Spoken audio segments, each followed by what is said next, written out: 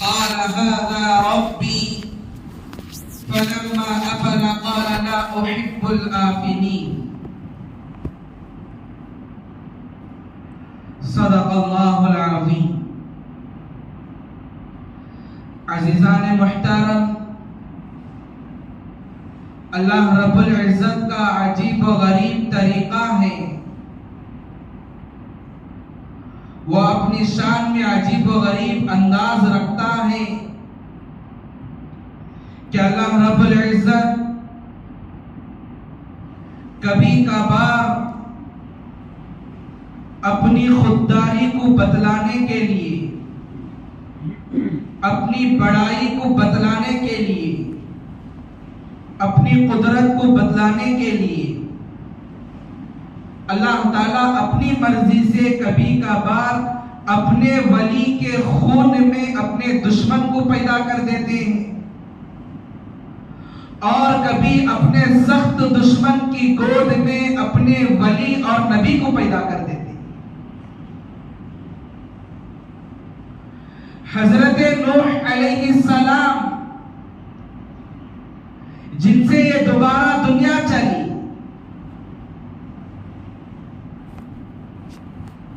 तो दोस्तों अल्लाह ऐसे बड़े पैगंबर के पेट में एक फर्जंद को पैदा किया, एक बेटा अता किया जो उन्हीं के दिन को नहीं मानता। हालांकि बाप तो नबी थे, बेटा इतना बदकिस्मत था कि अब्बा के दीन को कबूल करने के लिए तैयार नहीं।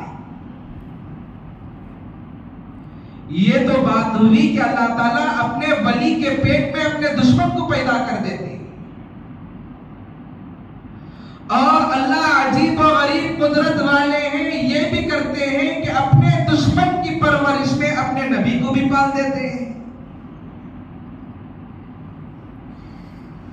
चुनाचे हजरत मूसा अलैहिस्सलाम, फिरौन ने ख्वाब देखा था, देखकर घबरा गया। सुबह उठा तो फाल खोलने वालों को बुलाया और बुलाकर पूछा कि मैं ये ख्वाब देखा हूं, ख्वाब की ताबीर बताओ। नुजूमियों ने, फाल खोलने वालों ने कहा, बादशाह जहांपना, आपकी सल्तनत में, आपकी हुकूमत में, आपकी वजारत के अंदर एक ऐसा लड़के का जन्म होने वाला है जो लड़का आइंदा चलकर आपके तख्त और ताज को पलट कर रख देगा, आपके गुरूर को खाक में मिला देगा, आपकी तकब्बुर और बड़ाई को जमीन की मिट्टी में मिलाकर रख देगा और आपको कहीं का नहीं छोड़ेगा। फिरौन बहुत बड़ा बादशाह था, उसने ऐलान जारी कर दिया कि हमारे शहर के अंदर जितनी औरतें हामिला हैं सबको एक कमरे में बंद कर दो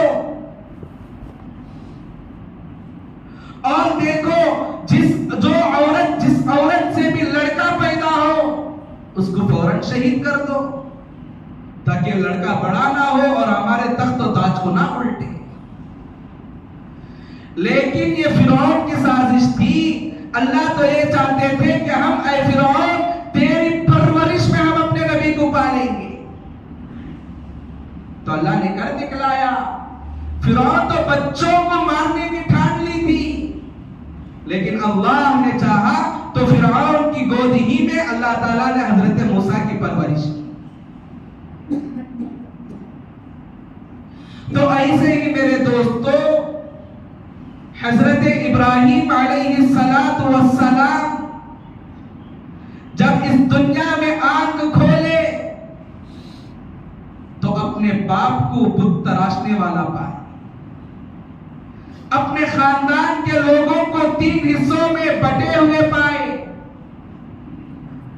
हजरत इब्राहिम की कौम, कुछ लोग सितारों को अपना खुदा समझती थी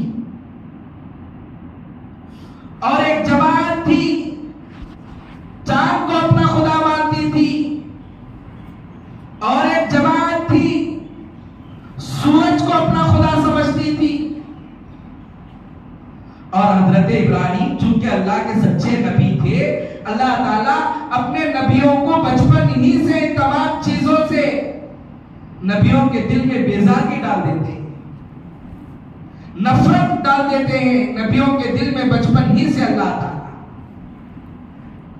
तो अब ये बड़े हुए देखा कि कुछ लोग सितारों की इबादत, कुछ लोग चांद की इबादत, कुछ लोग सूरज की इबादत, और लोगों को मना करते थे, रोकते थे, भाई आपका यह रवैया, आपका मिजाज, आपका चलन ठीक नहीं है। आप जिस रास्ते को अपनी जिंदगी में इख्तियार किए हो, दुनिया में भी तुम नाकाम रहोगे, आखिरत में तो हमेशा हमेशा के लिए नाकाम हो जाओगे। लेकिन कौम हजरत इब्राहिम की नहीं मानती थी। एक मर्तबा रात में निकले हजरत इब्राहिम अपनी कौम को समझाने,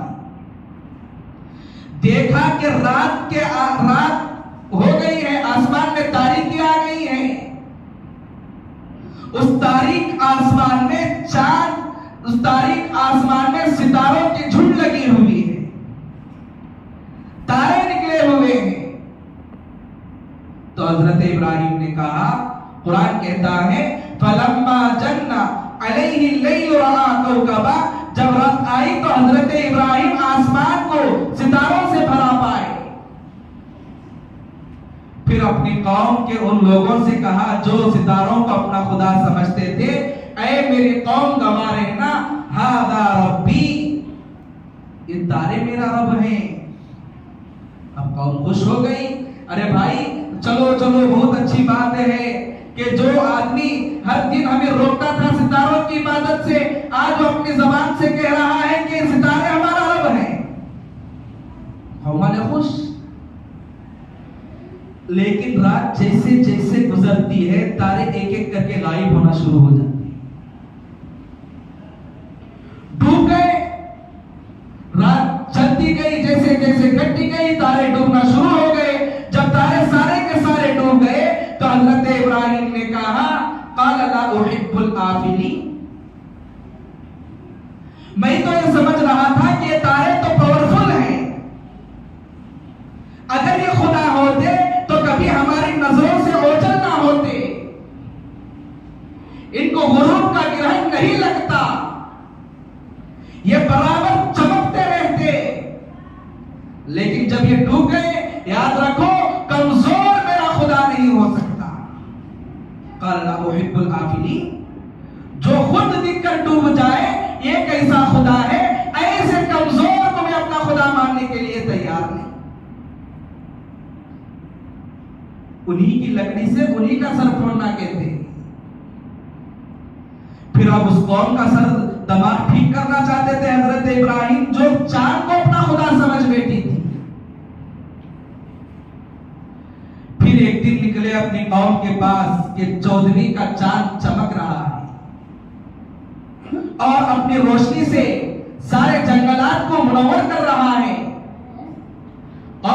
उस कौम के पास जाकर कहा, फलम्मा रअल क़मरा बाज़िग़ा क़ाल हाज़ा रब्बी, जब चांद को हजरत इब्राहिम अपनी पूरी रोशनी फूटते हुए देखा तो हजरत इब्राहिम ने कहा, ऐ कौम गवाह रहना, ये चांद मेरा अल्लाह है, ये चांद जो चमक रहा है वो मेरा अल्लाह है। अब ये कौम भी खुश, अरे जो रोकता था आज वही इसको भी मानने के लिए तैयार। फिर जब चांद भी डूब गया तो हजरत इब्राहिम ने कहा, फलम्मा अफला क़ाल लइन लम यहदिनी रब्बी लअकूनन्ना मिनल क़ौमिज़ ज़ालिमीन। ऐ मेरी कौम के लोगों, ये चांद भी अपनी चमक में अपना इख्तियार नहीं रख रहा है, कोई है इसके पीछे। जब इसको चाहता है तो आसमान पर रोशन कर रहा है, जब चाहता है तो इसकी चांद की रोशनी को छीन कर इसको गायब कर रहा है, कोई है इसके पीछे। ये अपनी चमक दमक में अपना इख्तियार नहीं रख रहा है। जो अपनी चमक दमक में अपना इख्तियार ना रखे वो मेरे मसले कैसे हल कर सकता है, वो मुझे खुशी कैसे देगा, तिजारत में नफा कैसे देगा, औलाद कैसे देगा, मेरी जिंदगी में चैन और सुकून कैसे देगा। जो खुद अपनी चमक दमक में खुद का मालिक ना हो। याद रखना, गवाह रहना है मेरी कौम के लोगों, इस वक्त जो मुझे गुमराही से बचा रहा है वो तो सिर्फ मेरा अल्लाह है, जो मुझे हिदायत देकर तुम जैसे लोगों से बचा रहा है। अगर अल्लाह हिदायत ना देते तो जरूर भी जरूर जैसे तुम गुमराह हो गए मैं भी वैसे गुमराह हो जाता। अब दो लोगों का दिमाग ठिकाने पर लगा दिया हजरत इब्राहिम ने। एक उस कौम का जो सितारों को पूजती थी और दूसरी उस कौम का जो चांद को पूजती थी। अब नंबर आया उस कौम के दिमाग को दुरुस्त करने का जो सूरज को अपना अल्लाह समझती थी। फिर एक दिन निकले 12 बजे दिन के, सूरज अपनी तपिश से सारे आलम को रोशन किया हुआ है, अपनी गर्म शुआएं सारे जहां में फैला रहा है। गए बाजार में, खड़े होकर कहने लगे फलम्मा रअ शम्सा बाज़िगतन क़ाल हाज़ा रब्बी फलम्मा अफलत। फिर हजरत इब्राहिम जब सूरज को देखे तो कहने लगे ऐ मेरी कौम के वो लोगों जो सूरज को अपना अल्लाह मानते हैं, तुम भी गवाह रहना मैं भी सूरज को अपना खुदा मान रहा हूं। लेकिन जैसे जैसे दिन खत्म होना शुरू हुआ तो सूरज के गुरूब होने का वक्त नजदीक आता गया।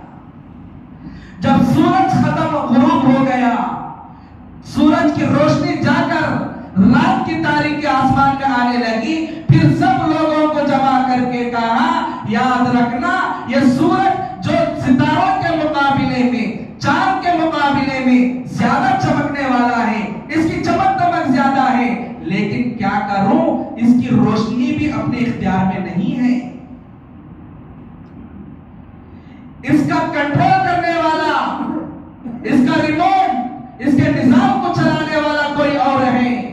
लिहाजा चांद, सूरज, सितारों के चक्कर को छोड़ो, उस खुदा की इबादत में लग जाओ जो इन चीजों को बनाया है। फिर हजरत इब्राहिम ने ऐलान किया इन्नी वज्जहतु वजहिया लिल्लज़ी फतरा अस्समावाति वल अर्ज़ हनीफा वमा अना मिनल मुशरिकीन। ऐ कौम के लोगों, कामयाबी चाहते हो, यहां भी सुकून चाहते हो, मरने के बाद तो हमेशा हमेशा की जिंदगी है, कभी खत्म होने वाली जिंदगी नहीं है। अगर वहां कामयाब होना चाहते हो अपने दिमाग का दीवालिया ठीक करो, अपने मिजाज में जो खबासत, जो शिर्क और कुफ्र की और बुत परस्ती की जो नफरत आ गई है उसको अपने दिलो दिमाग से निकालो, अपने अकाईद को साफ करो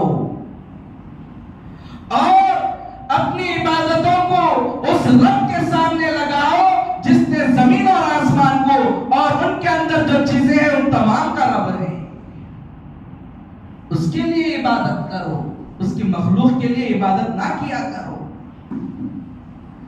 लिहाजा हजरत इब्राहिम के बहुत सारे वाकयात हैं, अगर सुनने सुनाने में बैठ जाए तो मगरिबी आयशा भी हो सकती है सिर्फ कुरान की रोशनी में। लेकिन दोस्तों, जैसे ही ये मुबारक महीना हमारी जिंदगियों में आता है तो एक अजीम बाप और एक अजीम बेटे की वो दास्तान सुनने को दिल मचल जाता है, जिसको देखकर सिर्फ इंसान नहीं रोए थे बल्कि अर्श आज़म के पास जो फरिश्ते थे वो भी अल्लाह से रो रो कर ये कह रहे थे ऐ अल्लाह इस इम्तिहान को बस कर हमारे दिलों में और हमारे अंदर और सकत नहीं है कि बाप बेटे की हम कुर्बानी को और बर्दाश्त कर सकें।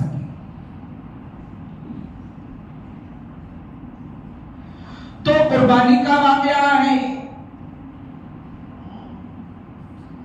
असल में जैसे कि मैंने गुज़िश्ता जुमा भी कहा था, अल्लाह ताला हजरत इब्राहिम को बहुत ज्यादा दोस्त बना रखे थे। बात तय है, हम किसी को कभी उस वक्त तक हम अपना जिगरी दोस्त तो यार बनाने के लिए तैयार नहीं होते जब तक कि हम उसको किसी ना किसी चीज में ना आजमा लें। कभी पैसा पूछकर आजमाते हैं, कभी वक्त पूछकर आजमाते हैं, कभी उस दोस्त की पसंदीदा चीज पूछकर आजमाते हैं कि देखें कि उसके नजदीक उसका यह फोन ज्यादा कीमती है या हमारी दोस्ती की ज्यादा कदर है। कुछ ना कुछ मांगकर हम लोग आजमाते हैं। तो ऐसे ही अल्लाह रब्बुल इज्जत अपने प्यारे नबी हजरत इब्राहिम अलैहिस्सलाम को चंद इम्तिहानात में आजमाया। अब सवाल ये होता है कि अल्लाह ताला को हर चीज मालूम है कि कौन कामयाब होने वाला है और कौन नाकाम होने वाला है, फिर अल्लाह ताला हजरत इब्राहिम को क्यों आजमाए? इसका जवाब ये है, अल्लाह जानते थे कि हजरत इब्राहिम हर इम्तिहान में जरूर कामयाब होंगे, अल्लाह के इल्म में था। लेकिन हजरत इब्राहिम के इम्तिहानात को दुनिया के सामने पेश कर कयामत तक हजरत इब्राहिम के मकाम और मर्तबे को बढ़ाने के लिए अल्लाह ने हजरत इब्राहिम से दुनिया में इम्तिहानात दिए।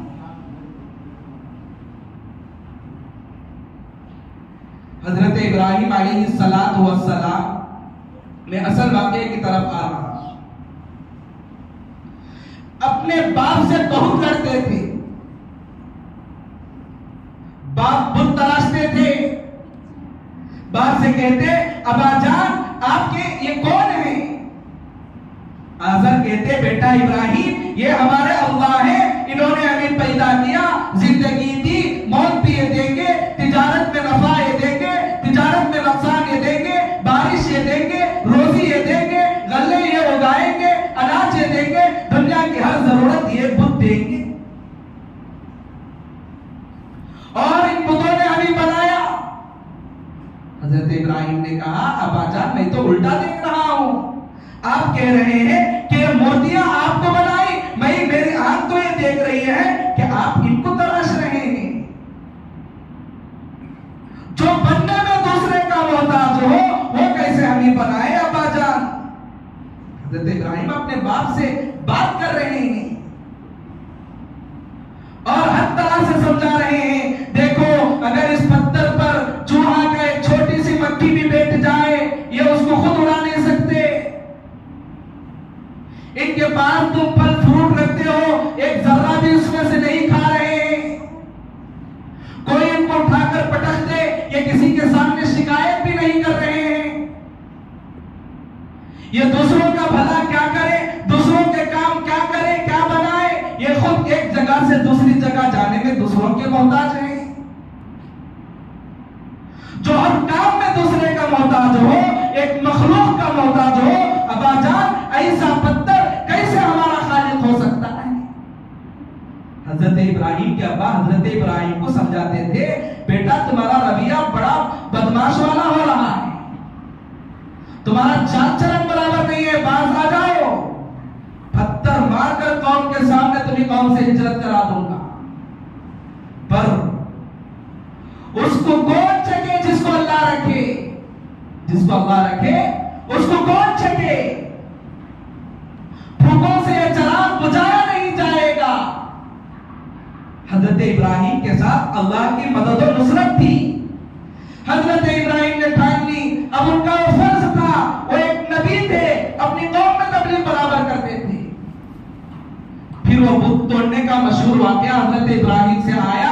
फिर हजरत इब्राहिम के अब्बा ने हजरत इब्राहिम को अपनी कौम से, अपने मुल्क से हिजरत करने पर मजबूर कर दिया।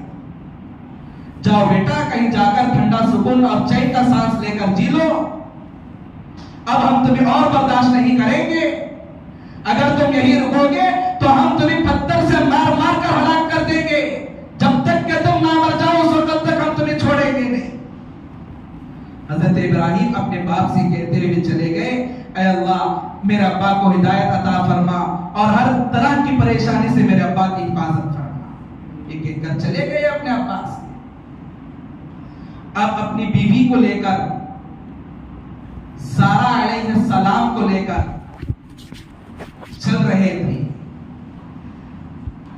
अब बीच में एक जालिम बादशाह का महल पड़ता था। वो जालिम बादशाह की आदत ये थी, जब भी वो किसी मुसाफिर की बीवी को देखता तो इरादा गलत कर लेता। उस महल के सामने से जो मियां बीवी गुजरते तो क्या कर लेता, इरादा बदल लेता फौरन। तो अब हजरत सारा अलैहिस्सलाम हजरत इब्राहिम के साथ जा रहे हैं, पकड़ लिया, इरादा बदल लिया। हजरत इब्राहिम से पूछा ये कौन है? हजरत इब्राहिम ने कहा ये मेरी बहन है। अब आप कहेंगे कि अल्लाह के इतने बड़े नबी झूठ कैसे बोल दिए, बीवी थी बहन कैसे बना ली? जवाब ये है, हजरत इब्राहिम की वो एक तरह की बहन ये है कि वो भी मुसलमान, ये भी मुसलमान। हदीस में है अल मुस्लिम अखुल मुस्लिम, मुसलमान एक दूसरे के आपस में भाई बहन हैं। इस रोशनी में इस बात को सामने रखकर हजरत इब्राहिम ने कहा ये मेरी बीवी नहीं है, ये मेरी बहन है। तो फिर लेकिन इतनी खूबसूरत थी हजरत सारा अलैहिस्सलाम के वो इरादा बदलने पर मजबूर ही नहीं हुआ। अब उसका जब मुकम्मल पक्का इरादा हो गया बुराई का, तो अब ये पूरा उसका जिस्म पूरा लकड़ी का बन गया, पूरा अकड़ गया, सिर्फ जबान और आंख बाकी है। हाथ भी सीधे हो गए, पैर भी सीधे हो गए, पूरा लकड़ी की तरह अकड़ गया है। फिर उसने सच्ची पक्की तौबा की, तो फिर अल्लाह ने उसको अजाब से नजात दी। तो अब बादशाह ने, गौर से सुनना, अब बादशाह ने खुश होकर हजरत इब्राहिम से कहा अरे भाई आप तो मुझे अल्लाह के बहुत पहुंचे हुए बंदे लगते हो, याद रखो, माफ करना, आपकी बहन के बारे में मैंने गलत सोचा, गलत काम का इरादा कर लिया था, मुझे माफ कर देना। और एक नौकरानी को लो, इस नौकरानी को तुम अपनी बीवी की खिदमत के लिए रखना, इस नौकरानी को तुम अपनी बीवी की खिदमत के लिए रखना।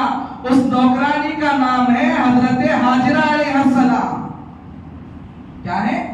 हजरत हाजिरा अलैहिस्सलाम, उसी नौकरानी का नाम है। फिर चल दिए, तो अब वो बांदी हजरत इब्राहिम की बीवी हजरत सारा को मिली थी। अब हजरत सारा ने हजरत इब्राहिम को गिफ्ट कर दी कि ये लो, ये बांदी मेरे क्या काम आएगी, तुम इसको अपनी खिदमत में लो। हजरत इब्राहिम ने उस बांदी को आजाद करके उसी बांदी से निकाह कर लिया, उस बांदी को आजाद करके उस बांदी से निकाह कर लिया। फिर एक लंबे जमाने के बाद उसी औरत यानी हजरत हाजिरा से हजरत इस्माइल अलैहिस्सलाम की पैदाइश हुई। ये तारीख है। उसी औरत से हजरत इस्माइल अलैहिस्सलाम की पैदाइश हुई। फिर अल्लाह ने पहला इम्तिहान तो ये लिया, ऐ इब्राहिम, पहली बात तो ये है कि हजरत इब्राहिम को औलाद नहीं थी, जवानी गुजर गई औलाद मांगते मांगते। जवानी के बाद जो बुढ़ापे का शुरू जमाना आता है वो भी गुजर गया। अल्लाह औलाद दे पर दे नहीं रहे अल्लाह ताला किसी मसलहत की खातिर। फिर 90 पर 5 साल या 100 साल मुकम्मल होने के बाद अल्लाह ताला ने हजरत इब्राहिम की दुआ को कबूल की। फिर अल्लाह ताला ने हजरत इब्राहिम के घर हजरत इस्माइल को पैदा किया। इतने सालों के बाद अगर किसी के घर में बेटा हो तो आदमी उसको अपने से दूर करना नहीं चाहता। जरा देर के लिए भी अगर वो कहीं छुप जाए तो ये फौरन परेशान हो जाएगा। उसके साथ मोहब्बत का बड़ा अजीब व गरीब मामला होता है। अब हजरत इब्राहिम भी इंसान होने के नाते अपने इस लाडले और प्यारे बेटे को हर जगह ले जाते, खुशी की जगह भी अपने साथ रखते, गम की जगह भी अपने साथ रखते, बकरियां चराते वक्त भी अपने साथ रखते, बाजार और शादियों में भी अपने साथ रखते। अल्लाह ने पहला इम्तिहान ये लिया कि ऐ इब्राहिम, ये तुम्हें सबसे ज्यादा पसंद है, महबूब है, लिहाजा हमारा हुक्म ये है, हमारा ऐलान ये है कि तुम अपनी बीवी हाजिरा और मेरे बंदे इस्माइल को ऐसी जगह छोड़कर आना, इंसान के बच्चे के दूर की बात, कोई उड़ने वाला परिंदा भी ना हो और कोई चरने वाला जानवर भी ना हो, ऐसे जंगल में तुम छोड़कर आना और पीने के लिए पानी भी ना हो। हजरत इब्राहिम ने कहा, हाँ बात मंजूर है, आप हमारे अल्लाह हैं, अल्लाह का हुक्म है। एक दोस्त दूसरे दोस्त की बात जैसे फौरन मान लेते हैं, ऐसे हजरत इब्राहिम ने अपने दोस्त की बात मान ली। फिर मुल्क शाम से आए, मक्का अरब आए। अरब में आकर इस वक्त जो मक्का की जो बिल्डिंगें दिख रही है, उस वक्त कोई आबादी नहीं थी, खरा जंगल था, रेगिस्तान था, अतराफ पहाड़ थे, कांटों के दरख्त थे, कीकर के दरख्त थे, पानी का इंतजाम सिर्फ बारिश से होता था, न नदी थी न नाला था, न नल न हाउस न कुआं, कोई पानी का इंतजाम नहीं था। छोड़ दिए, छोड़कर अपनी बीवी बच्चे को लाकर जा रहे हैं। हजरत हाजरा पीछे पीछे भाग रही है, सरदार क्या हुआ, मेरे से क्या नाफरमानी हो गई, क्या आप बेजार हो गए, हम जोरू बच्चों से क्या बेजार हो गए, क्या आप छोड़कर जा रहे हैं। हजरत इब्राहिम ने पलटकर जवाब देना तक गवारा नहीं किया, फौरन आसमान की तरफ इशारा किया। हजरत हाजरा समझ गई, चूंकि वो भी एक नबी की बीवी थी, कि ये जो हुक्म है, ये जो सारा मामला हो रहा है, अल्लाह के हुक्म से हो रहा है। तो बीवी ने अजीब जुमला कहा, जब अल्लाह का हुक्म है तो आप बेफिक्र होकर जाए। जिसने यहां पर हमें छोड़ा, जाहिर से तो दिख रहा है ना खाना ना पानी, लेकिन जो जात हमें यहां पर लाई है, वो जरूर जात हमें जरूर खिला पिला दी। तो एक इम्तिहान हुआ। फिर हजरत इब्राहिम एक चंद सालों के बाद वापस आए। फिर वो जमजम का किस्सा, फिर उससे कतई नजर। अब एक तो लेट से पैदा हुए थे, फिर अल्लाह के हुक्म से चंद साल के लिए अपने से दूर कर दिया। फिर जब वापस आए तो अब वो बेटा जो चल भी नहीं रहा था, मुकम्मल भाग रहा है और अपनी प्यारी जबान से तोतल कर बातें भी कर रहा है। अब उस बाप के दिल की कैफियत क्या होगी, उनके दिल में क्या मोहब्बत अंकड़ाया ली होगी, वो हजरत इब्राहिम में बेहतर जानते हैं। तो हजरत इब्राहिम को अल्लाह ने और एक इम्तिहान में नवाजा। इससे पहले जितने इम्तिहान अल्लाह ने हजरत इब्राहिम से लिए, साफ साफ लफ्जों में कहा कि ये करो ये करो ये करो, हजरत इब्राहिम फौरन मान लिए। लेकिन अल्लाह ये चाह रहे थे कि अगर हम अपने बंदे को ख्वाब के जरिए से इम्तिहान का हुक्म दे, तो हमारा ये खलील जो हमारा जिगरी दोस्त है, वो इम्तिहान पूरा करेगा या नहीं करेगा, अल्लाह इसको आजमाना चाह रहे हैं। इस बात अल्लाह ने इम्तिहान की इत्तिला हजरत जिब्राइल के जरिए से नहीं दी, बल्कि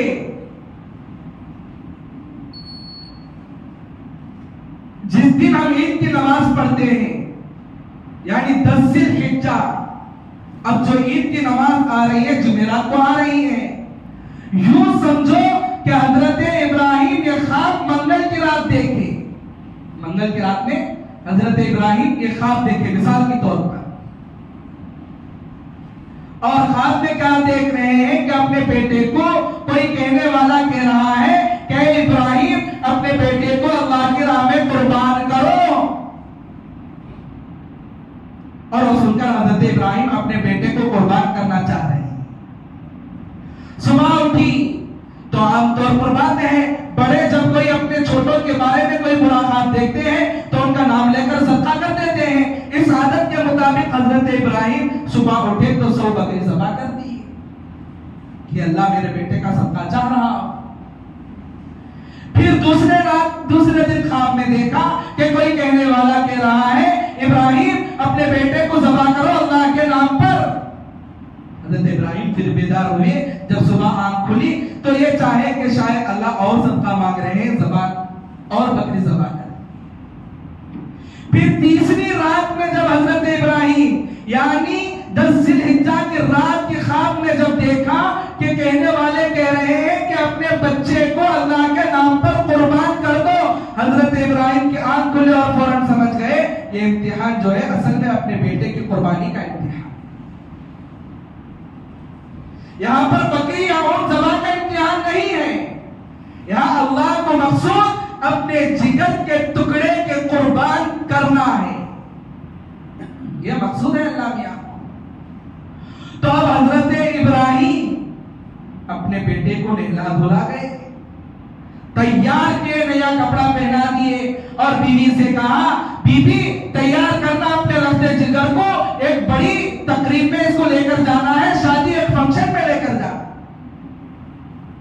अब तैयार की, मुश्क उनके जिस्म पर मली, उनके अम्मा ने खुशबू उनके कपड़ों पर लगाई, काफूर उनके पेशानी पर लगाए, क्योंकि काफूर में भी एक तरह की अच्छी खुशबू होती है, लगाकर अपने बाप के साथ अपने बच्चे को रवाना किया। अब रास्ता पर जा रहे हैं और बड़ी नन्हे और मासूम अंदाज में हजरत इस्माइल अपने अब्बा से बड़ी बड़ी प्यारी बातें कर रहे हैं, दरख्त दिखा रहे हैं, परिंदे दिखा रहे हैं, पहाड़ दिखा रहे हैं, चरने वाले जानवर दिखा रहे हैं। अबू ये क्या, बाप बेटे की गुफ्तगू सारे रास्ते में हो रही है। फिर मीनार पहुंचकर हजरत इब्राहिम अपने बेटे को ज़बा करने के लिए जाते हैं और अब बाप बेटे से कहता है, बाप कहते हैं, या बुनई इन्नी अरा फिल मनाम अन्नी अज़बहुका फंजुर माज़ा तरा, क़ाला या अबती इफ़अल मा तुअमर सतजिदुनी इंशाअल्लाहु मिनस साबिरीन। बेटा तुम मेरा गुरूर हो, तुम मेरी फख्र हो, तुम मेरा सभी कुछ हो, तुम मेरा बुढ़ापे के कल का एक बेहतरीन सहारा हो, लेकिन बेटा याद रखना, तुम ये सब कुछ होने के बावजूद अल्लाह तुम्हें अपनी बारगाह में तुम्हारी कुर्बानी को चाह रहा है। ये जो सुबह मैं कर रहा हूं अपने नफ्स की ख्वाहिश या तुम्हारे मेरे पे बोझ होने की वजह से नहीं कर रहा हूं, बल्कि जो कुर्बानी हो रही है अल्लाह के हुक्म से हो रही है। अब उधर जो बेटा था वो भी तरबियत याफ्ता था, उसकी तरबियत और परवरिश अल्लाह के खलील हजरत इब्राहिम की निगरानी में हुई थी।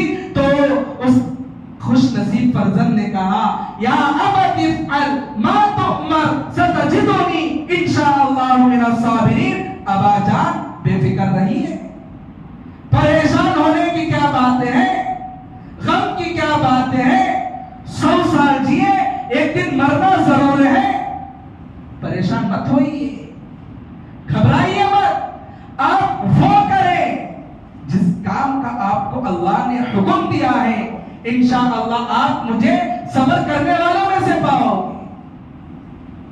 अब हजरत इब्राहिम अलैहिस्सलातु वस्सलाम अपने बेटे के ज़ुबा करने के लिए छुरी तेज कर रहे हैं और हजरत इस्माइल कहते हैं, अब्बा जान यहां पर छुरी मत चलाना, गर्दन पर छुरी चलाना और मेरे हाथ पैर को बांध देना, कहीं काटने के बाद मेरे पैर, आप अल्लाह के नबी हो, आपको लग जाए और आपकी बेइज्जती हो जाए, ये मुझे गवारा नहीं। और चाकू मुझे उल्टा लिटा कर चलाना, कहीं अगर आप हलक पर चलाए और आपकी आंख और मेरी आंख मिल जाए और फिर आंख के आंख मिलने की वजह से आप अपने रब का हुक्म पूरा करने से पीछे हो जाओ, ये मुझे गवारा नहीं। इसलिए मुझे उल्टा लिटा दो, गर्दन पर छुरी चलाओ और ये कपड़ा मेरी मां को बहुत पसंद है, उसको निकालो, निकाल कर ले जाकर साफ सुथरा दो। अगर इस पर खून लगेगा तो अगर इस कपड़े पर खून के धब्बे अम्मी जान देखेगी तो बहुत ज्यादा गमगीन हो जाएगी। मैं ये नहीं चाहता कि मेरे कपड़े देखकर मेरी मां गम में मुब्तला हो जाए, लिहाजा ये कपड़े निकाल दो, हाथ पैर बंद दो, उल्टा लिटा दो और गर्दन पर छुरी चलाओ। तो मेरे दोस्तों, अब चला रहे हैं लेकिन छुरी चलने का नाम नहीं ले रही है। हजरत इब्राहिम ने छुरी से कहा, अरे देख अल्लाह इम्तिहान ले रहे हैं, सही बात है, अब तू कौन सा इम्तिहान ले रही है कि अल्लाह का इम्तिहान पूरा करने जा रहा हूं लेकिन तू साथ नहीं दे रही है। क्या मैं इतना भी गिर गया कि बेजान चीज भी मेरा इम्तिहान ले रही है। छुरी किया, आवाज आई छुरी से कि इब्राहिम ऐ खलीलुल्लाह कान खोलकर सुनना, अल्लाह का हुक्म है ना चले, अगर चले तो जहन्नम के अजाब में हमें चलना पड़ेगा, अल्लाह का हुक्म है। तो ये मंजर देखकर आसमान के सारे फरिश्ते रो पड़े और अल्लाह से बिलबिला कर कहने लगे, ऐ अल्लाह आपने लोगों से जान की कुर्बानी ली, लोग जान की कुर्बानी दिए, माल की कुर्बानी आपने तलब की, लोग माल आपके राह में कुर्बान किए, किसी से आपने कुछ और चाहा तो लोग वो चीजें आपकी राह में कुर्बान कर कर आपका कुर्ब इख्तियार किए। ऐ अल्लाह ये कैसा इम्तिहान है, ये कैसी आजमाइश है कि एक बाप के हाथों आप एक बेटे की कुर्बानी को चाह रहे हैं। ऐ अल्लाह हम में और हिम्मत नहीं है, आप बस कर दीजिए। जैसे ये मंजर हुआ तो फौरन अल्लाह ताला हजरत जिब्राइल अलैहिस्सलाम को हुक्म दिया, ऐ जिब्राइल ले जाओ दुम्बा ले जाकर इस्माइल को हटाना और दुम्बे पे छुरी चला। अब हजरत जिब्राइल जो दुम्बा लेकर आए, ये दुम्बा कहां का था? असल हम मुसलमान हैं लेकिन अपनी तारीख से हम बहुत बेखबर हैं और बड़ी गलत बड़ी शर्म की बात यह है कि हमारे अइम्मा औलाद बोलते हैं। तो ये जो दुम्बा है बिल्कुल शुरू जमाने में चले जाओ जब हजरत आदम अलैहिस्सलाम आए थे। हजरत आदम अलैहिस्सलाम के दो बेटे थे, एक हाबिल एक काबिल, एक हाबिल एक काबिल। हाबिल और काबिल दोनों झगड़ पड़े एक औरत से निकाह करने के बारे में। हाबिल बड़ा अच्छे अखलाक वाला आदमी था, काबिल बड़ा शरीफ आदमी था। अब दोनों लड़ पड़े और लड़ाई बराबर चल रही है। हजरत आदम समझा रहे हैं, अरे वो लड़की हाबिल के लिए मुनासिब है, लेकिन काबिल जो कि शरीफ था मानने के लिए तैयार नहीं। अब दोनों लड़े। हजरत आदम ने हुक्म दिया, एक काम करो, दोनों अपने अपने एक कुर्बानी पेश करो, अपनी तरफ से एक कुर्बानी पेश करो। पहले जमाने में कुर्बानी का तरीका यह था कि अगर आदमी कुर्बानी करना चाहता तो किसी पहाड़ पर ले जाकर जानवर को रख देता, ज़कात निकालना चाहता तो किसी पहाड़ पर ले जाकर ज़कात को रख देता। अब कुर्बानी कबूल हुई या नहीं है कैसे मालूम होता? आसमान से एक आग आती, उस चीज को लेकर खत्म कर देती तो समझा जाता कि कुर्बानी कबूल हो गई।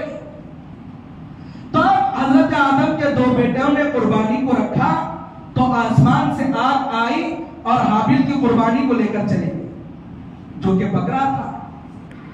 तो अब फिर काबिल ने हसद में आकर अपने भाई का कत्ल कर दिया, वो अलग दास्तान है। अब उस वक्त जो अल्लाह ताला ने हाबिल की कुर्बानी कबूल की थी, वो बकरा अल्लाह ताला बराबर जंगल के बागात में चला रहे थे, उसको चरने के लिए छोड़ा था। उस वक्त से लेकर ये कुर्बानी का वाकया पेश आने तक वो बकरा जन्नत के बागात में चला था। फिर अल्लाह ने हुक्म दिया कि इसी बकरे को ले जाओ और इस्माइल की जगह इसको ज़बह करो। ये वो बकरा है। फिर अल्लाह ने साफ लफ्जों में कहा, यह बहुत बड़ा इम्तिहान है। फिर यहां से कुर्बानी का सिलसिला शुरू हुआ। अब कुर्बानी है किस चीज का नाम? कुर्बानी से पहले एक आयत हम पढ़ते हैं, उसके बाद मैं अपनी बात खत्म कर देता हूं, उसकी कुछ तफसील करकर। हम कुर्बानी से पहले पढ़ते हैं, इन्ना सलाती व नुसुकी व महयाया व ममाती लिल्लाहि रब्बिल आलमीन। तर्जुमा क्या है आयत का? हमारी नमाज, हमारी कुर्बानी, व महयाया और हमारा जीना, व ममाती और हमारा मरना, सब कुछ अल्लाह के लिए।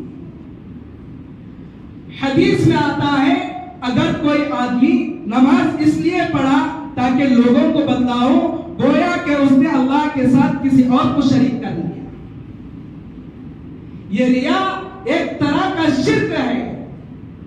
इसलिए अल्लाह ने सबसे पहले हमारा दिमाग ठीक किया कि तुम जो भी करते हो अपने दिल में इस बात को भी, दिलो दिमाग में ये बात बिठा लो, ये जो भी हो रहा है अल्लाह के लिए हो रहा है। असल कुर्बानी से अल्लाह क्या चाहते हैं? कुर्बानी से अल्लाह इंसान को एक मश्क देना चाह रहे हैं। हम जानवर को जो जुबा कर रहे हैं किस लिए कर रहे हैं? किसको खुश करने के लिए? अल्लाह को खुश करने के लिए जानवर को ज़बा कर रहे हैं। ऐसे ही मेरे दोस्तों अल्लाह ये कह रहे हैं, ऐ इंसान, जैसे तूने मेरे हुक्म को पूरा करते हुए जानवर को ज़बा कर दिया, इस जानवर को ज़बा करने के बाद याद रखना तेरा जीना मेरे लिए हो। कैसे? जैसे आप जानवर को ज़बा किए, आप बाजार गए, पोस्टर लगे हुए हैं, बेहयाई की चीजें हैं, ऐशो इशरत की चीजें हैं, और आपका जी चाह रहा है एक बार उन्हें देख लो। अल्लाह कह रहे हैं याद रखना, जैसे जानवर को हमें राजी करने के लिए खुश किया था, ऐसे ही तुम्हारे हाथ से और एक कुर्बानी नजरों की है कि हमें खुश करने के लिए अपनी नजरें नीचे झुका। ऐसे ही हर काम में अल्लाह ताला इंसान से कुर्बानी चाह रहे हैं। नमाज का वक्त आ गया, जी कर रहा है कि नमाज ना पढ़े, लेकिन अल्लाह का हुक्म है ये कहकर वक्त की और नफ्स की कुर्बानी देकर कोई बंदा नमाज पढ़ लेता है तो उसने सचमुच कुर्बानी से सबक हासिल किया है। सिर्फ जानवर पर छुरी चला देने से कुर्बानी का सिलसिला खत्म नहीं हो जाता। कुर्बानी तो एक सैंपल है इंसान की जिंदगी का, उसके बाद अमल ही अमल है, अमल ही अमल है। कदम कदम पर कुर्बानी अल्लाह ताला इंसान से चाह रहा है। अब ये तो हो अल्लाह के लिए जीना, और मरना क्या है? अल्लाह के लिए। हदीस में है कि मौत की तमन्ना ना करो। अब यहां पर अल्लाह के लिए मरने का मतलब ये है कि हमेशा इंसान को ये दुआ करते रहना चाहिए, ऐ अल्लाह, जब तक मेरा जीना दुनिया और आखिरत के लिए बेहतर हो उस वक्त तक मुझे दुनिया में रख। जब मेरा जीना दुनिया और आखिरत के एतबार से अच्छा ना हो, मुझे अपने पास बुला ले। एक ना एक दिन मरना तो है इंसान, ये दुआ करनी चाहिए।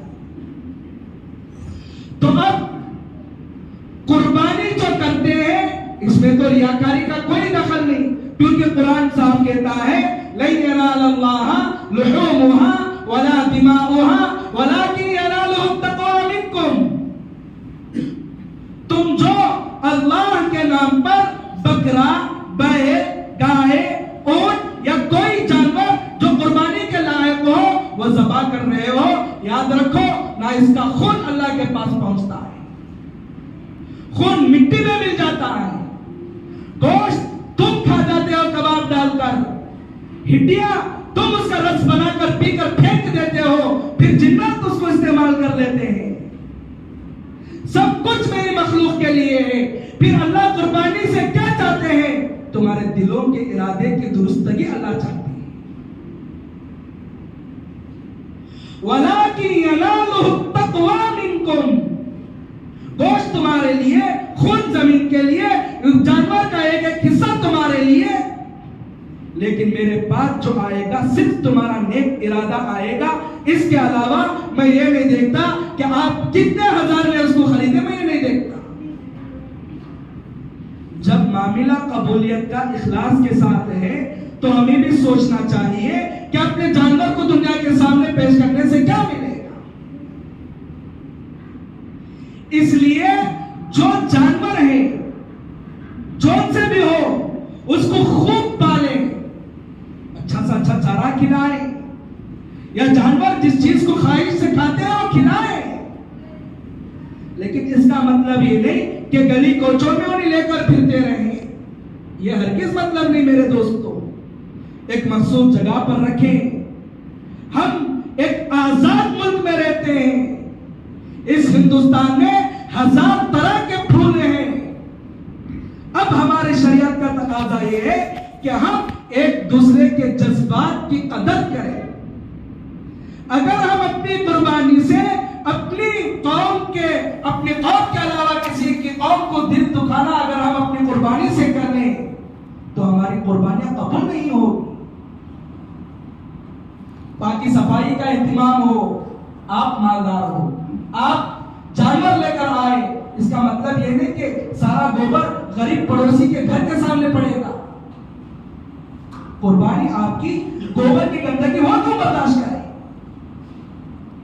अत्तुहुर शत्रुल ईमान, ये हमारा आधा ईमान है। बाकी सफाई इसको अपनाओ और जब ज़बह करे तो कोई फोटोग्राफी ना करे। एक तो आसरे में करे, फोटोग्राफी से मुकम्मल बचे। अगर कोई इंसान यहां पर दिखलावे के लिए कुर्बानी कर ले तो याद रखना कयामत का दिन होगा, अल्लाह 3 लोगों से पूछेगा।